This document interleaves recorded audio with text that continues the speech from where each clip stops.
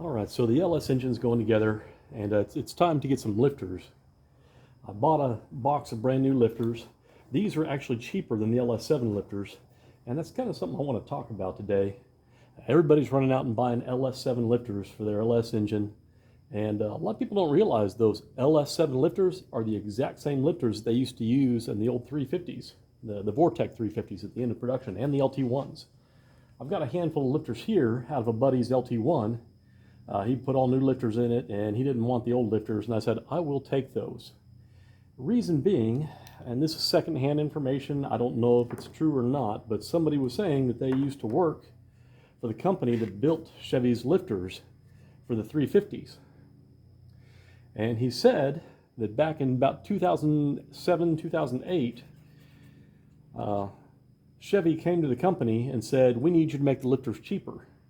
They'd already done this several times, and the lifters had gone from being about $8 a piece down to about $2 a piece.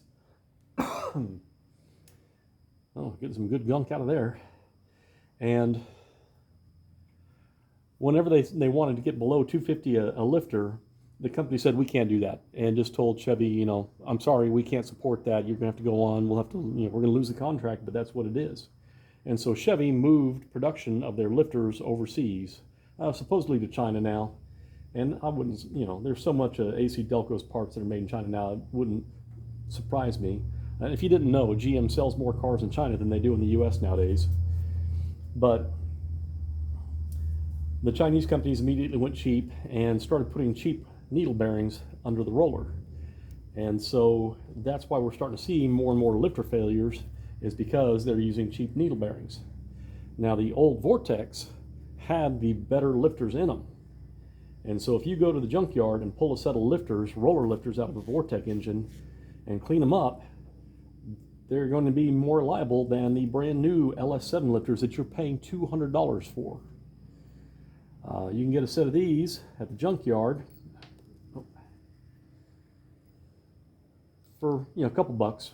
I think last time I bought a set of lifters and everything at the junkyard for an engine, I think I paid about 20 bucks for the lifters, the spider, the dog bones, and the push rods. And I cleaned them up and put them in the engine. The old Vortex are not known for lifters going bad. And so that's what I'm doing here. I'm cleaning up these lifters. I'm not going to use them in this engine because I have a whole new set, but these are going on the shelf. These are going to be spares. Okay. Just checking the roller, didn't feel quite right. These can be spares for the LS engine or for any other engine I build. And maybe someday down the road I'll build another engine and I'll use these fresh. I did have these sitting in solvent for the last couple weeks. I got them from my friend. I came home, I dumped them in the solvent tank and forgot about them until now. They're cleaning up nicely. Got a little bit of staining there, but don't care. Staining doesn't matter. Getting the junk out of here does. See, I got a pile of Q-tips here. And this isn't a full set here. This is about half a set of lifters.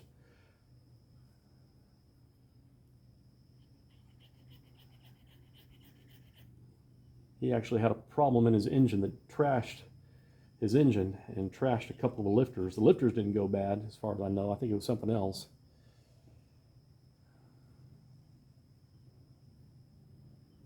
So there you go. Save some money. Get you a set of the old pre-2008 lifters and keep them on your shelf for your next build.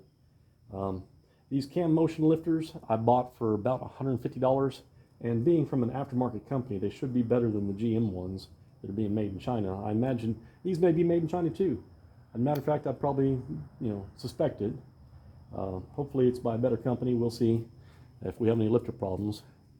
And if so, I'll be scouring the junkyards to find more and more of these old lifters.